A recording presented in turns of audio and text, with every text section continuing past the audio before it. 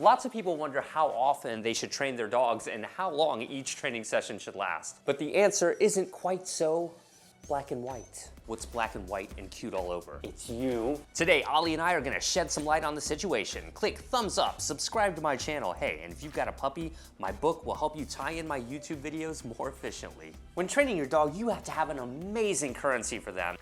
That's how you bark? Today I'm using these dehydrated turkey dog treats from Open Farm. Let's see what Ollie thinks of them. And I'd say that he likes them. Ollie, you can't just... I really love that Open Farm is ultra transparent and committed to the responsible, sustainable, and humane production of their super premium dog foods. Get this, the meat in their food is made with the highest quality human grade meat from family farms. The same exact meat that you find at high-end grocers, and that's true of every one of their recipes in their dog foods. So no low quality meats, no byproducts. That's important. And they're the first certified humane pet food. Every animal is raised in comfortable conditions where they can live natural, stress-free lives. They want to empower you to know exactly where your dog's food is coming from. You can trace every ingredient in your bag of Open Farm back to the source using their What's in Your Bag feature on their website. All you do is enter this lot code. I'm gonna have a link where you can check them out in the description. Before I answer how often you should train your dog, there's some things you need to understand. Whoa, don't fall. Broadly speaking, there are two main types of training sessions: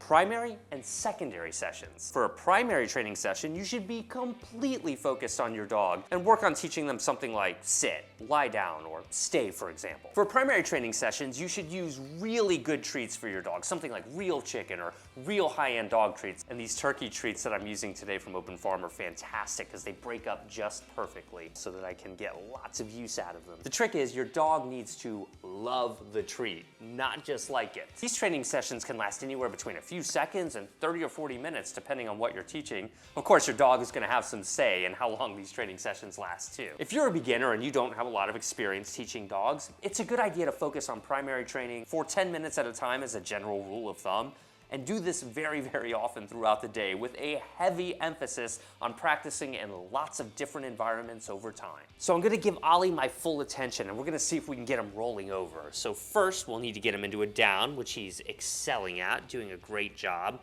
Now I'm gonna focus on luring him into a standard rollover. But again, I'm not being passive here. I'm not asking him to do it in a crazy environment.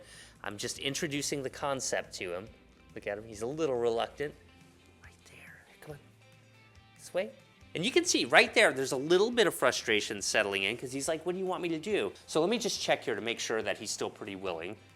Good, I can get his attention on me, and I'm gonna reward him for that just to find reasons to reward him to keep him motivated here. Getting to know your dog and being able to read their signs of frustration and also learning to read your signs of frustration is really important. It's best to end a training session before that occurs. Let's try the other way. Maybe he's more comfortable doing that. Good, come on, lie down. Good job. There it is. Yeah, that's called a rollover if I've ever seen one. You can see how you have to be hyper-focused on your dog during these primary training sessions. He's starting to get it, wouldn't you say?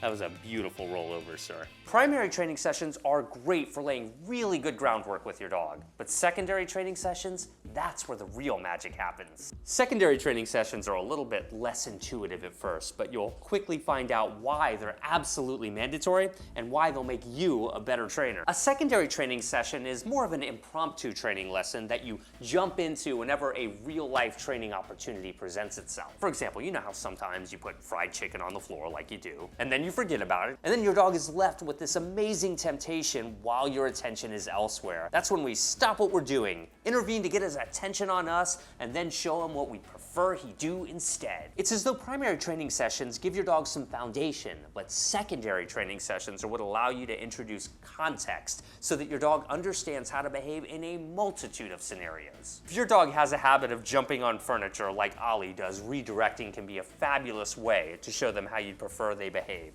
Look at that. Sit.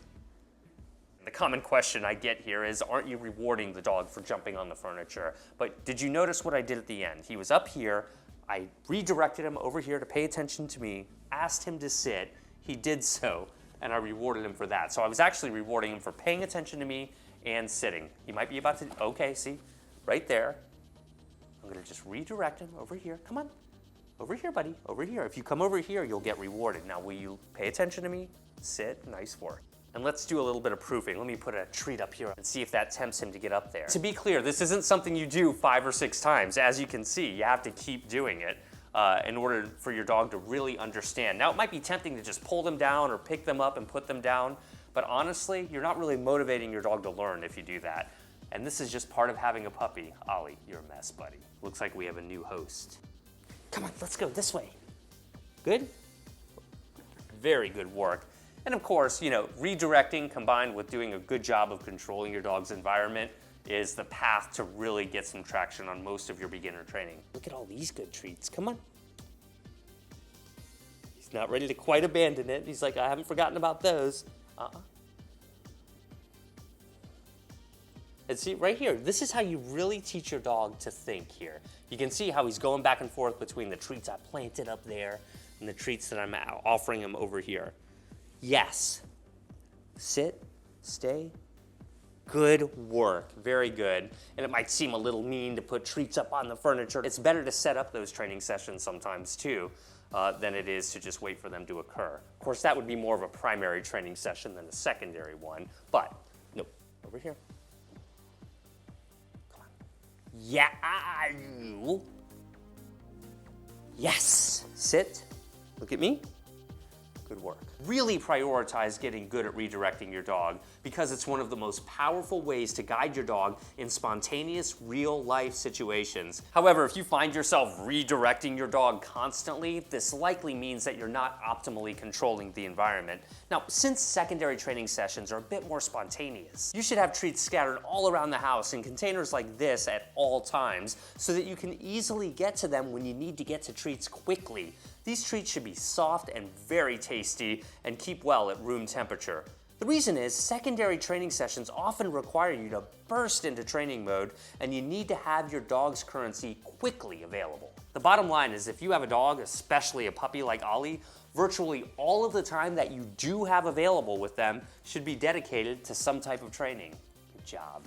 See that? He started to jump on me. I jumped into training mode, redirected him into a sit. How about we get a lie down too and a stay? Look at me.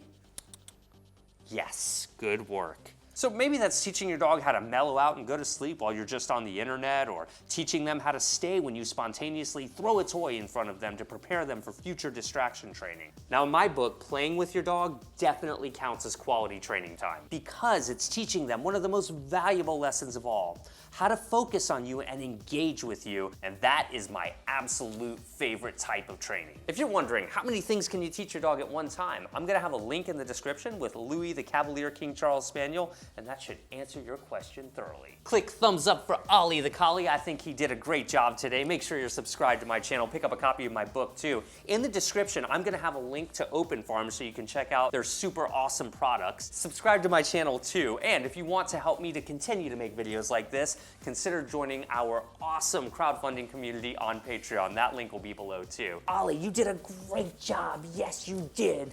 Oh man, you're awesome. What an awesome dog you are.